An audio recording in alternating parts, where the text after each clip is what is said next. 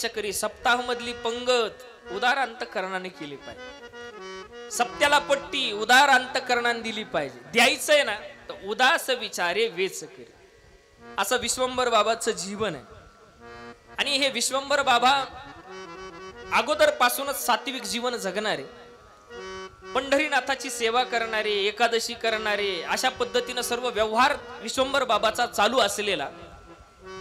मग एक दिवसाचा प्रसंग, विश्वंभर बाबाच्या आई साहेब, त्या विश्वंभर बाबाच्या आई साहेबानं विश्वंभर बाबाला जवळ बोलवलं आणि विश्वंभराला सांगितलं, हे विश्वंभरा, तू तर आधी सात्विक आहेस, तू पंढरीनाथाची सेवा करतोस, पण एक केलं पाहिजे की आता वारी जवळ आलेली आहे आणि आपल्या पिढीमध्ये वारीची परंपरा आहे आणि परंपरा वारीची असल्यामुळं वारीला गेलं पाहिजे.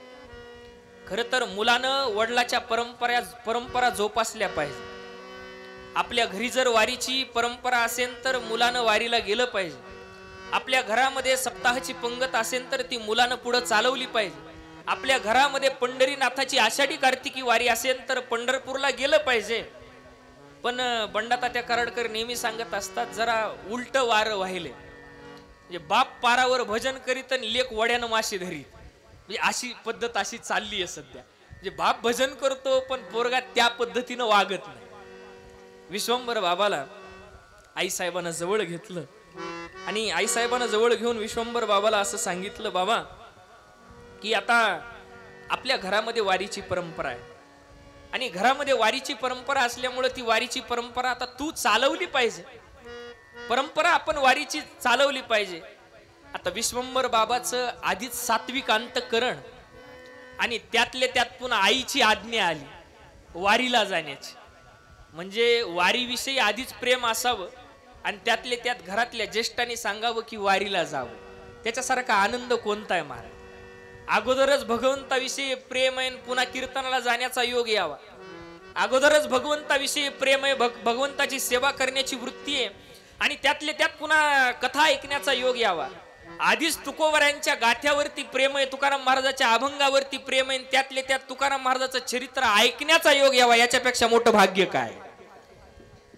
तुकाराम महाराजांविषयी प्रेम तर सर्वांनाच आहे. आम्हीही रोज कीर्तन करतो, पण एक सांगू तुम्हाला, आम्हाला कीर्तन जरी तुकोबरायांच्या आम्ही गाथ्यावरती अभंगावरती करत असू, पण तुकोबरायांचं चरित्र सांगण्याचा योग आमच्या जीवनामध्ये कधी कधीच येतो. कारण माझा तरी असा मानस असतो की संत चरित्र लोकांपर्यंत गेलं पाहिजे. भगवंताचं चरित्र तर सर्वांना पाठ झालं. रामाची सीता कोण होती हे सगळ्यांना पाठ आहे, नाही पाठ? सगळ्यांना पाठ आहे. रामाची सीता कोण होती, रामप्रभूनं सीतेला लंकेवरून कसं आणलं वगैरे वगैरे सर्व इतिहास माहिती आहे. पण संतांचं चरित्र, ज्ञानोबऱ्यांचं चरित्र, तुकोबऱ्यांचं चरित्र, नामदेवरायांचं चरित्र, जनाबाईचं चरित्र हे लोकांपर्यंत गेलं पाहिजे लोकांपर्यंत. म्हणून आधीच जर तुकोबऱ्यांविषयी प्रेम असेल आणि त्यातले त्यात असा ऐकण्याचा, कथा करण्याचा योग असेल तर त्यातले त्यात जास्त आनंद होतो. तसं विश्वंभर बाबाला अगोदरच पंढरीनाथाविषयी प्रेम आणि विश्वंभर बाबाला आज्ञा केली आई साहेबानं, विश्वंभरा आता तुला वारीला जावं लागतं, वारी जवळ आली. आणि जशी जशी वारी जवळ येते तसं तसं निष्ठावंत वारकऱ्याच्या अंगात येतं. बरोबर? तुम्हाला वाटतं अंगात फक्त पोतराजाच्या येतं असं नाही, अंगात फक्त म्हणजे आराध्याच्या येतं असं नाही, वारकऱ्याच्या अंगात येतं. आता वारकऱ्याच्या अंगात येणं वेगळं असतं बालासाहेब महाराज, पण वारकऱ्याच्या अंगात येतं.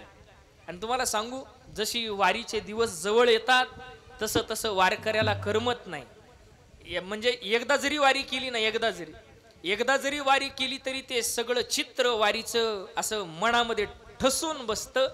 आणि एकदा वारी केली आणि आषाढी जवळ आली की आषाढी जवळ आल्यानंतर तुकाराम महाराज तर असं म्हणतात की जो निष्ठावंत वारकरी आहे त्याला वारी शिवाय दुसरं काही आवडत नाही.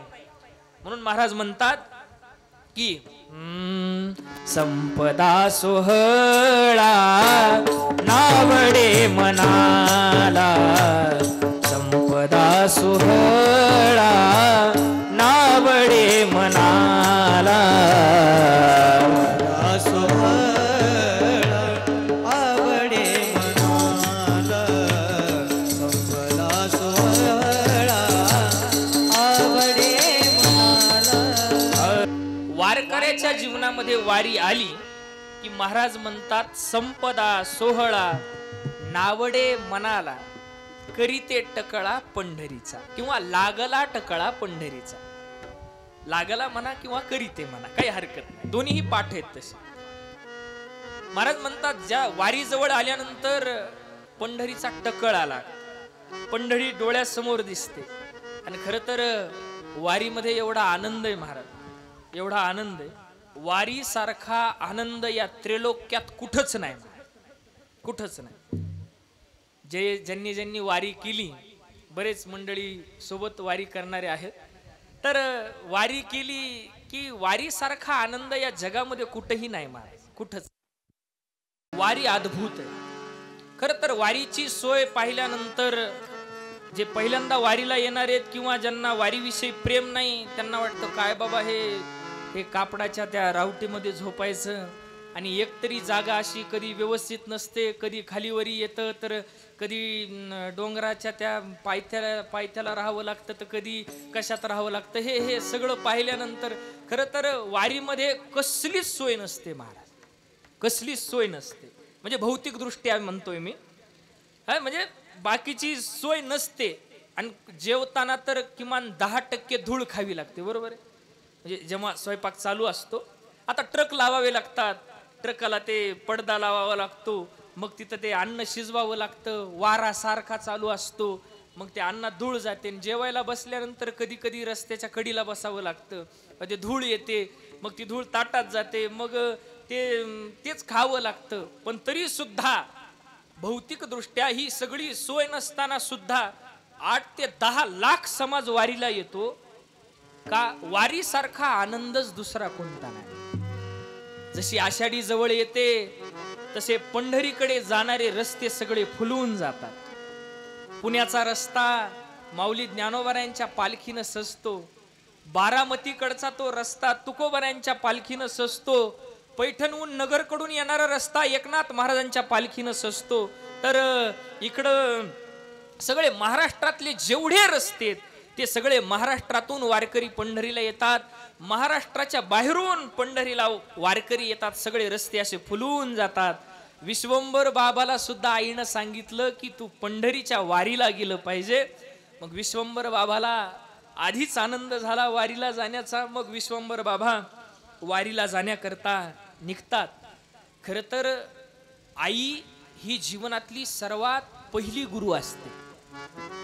म्हणून मदालसीनं सुद्धा आपल्या मुलाला उपदेश केला, उपदेश मदालसा, काय गोड आहे. आणि खरं तर मुलाला वारीविषयी, मुलाला वारकरी बनवण्याविषयी, मुलाला हरिपाठ शिकवण्याविषयी पहिला पाऊल जर घरामध्ये कुणी उचललं पाहिजे ते आईनं उचललं पाहिजे. बापाला वेळच नसतो, बापाला शेतात जायचं असतं, बापाला ड्युटीला जायचं असतं, बापाला कामं असतात, पण हे आईचं मुख्य कर्तव्य आहे. पण शहरामध्ये तर असं राहिलं नाही महाराज. म्हणजे विश्वंभर बाबाला सांगितलं आईनं वारीला गेलं पाहिजे.